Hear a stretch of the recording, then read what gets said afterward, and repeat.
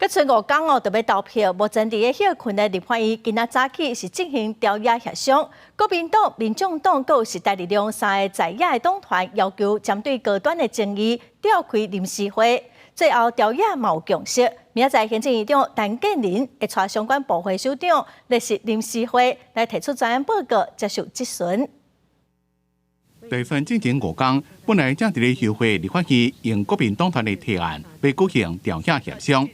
因为因要求调开立法院临时会，邀请行政院长陈建仁针对高端疫苗合约公开问题进行专案报告。这个合约到底有没有符合公平正义？这第一点。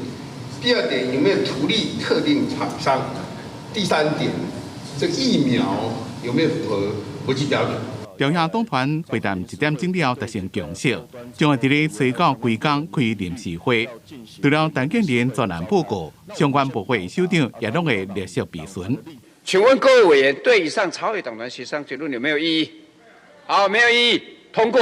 民进党团总召集人郭建明强调，执政党愿意直球对决，因为对高端的争议，立法院请国会专案报告过3遍。再加上委员会报告加调查小组的处理，已经开过20几场会议，批评蓝营成为选情着急，才会进行政治操作。审计部的审查报告也做出来了，有63个人去立言提告都提出，为国民党潜龙技巧嘛。我们不能接受的是，在疫情的期间来去做相关的一个护航，甚至引发国产疫苗后续的争议。我想这个是国人非常不能接受的。民众党团也个时代力量党团表示，临时会内面希望会当讲清楚高端 EUA 申请估计会详顶进行。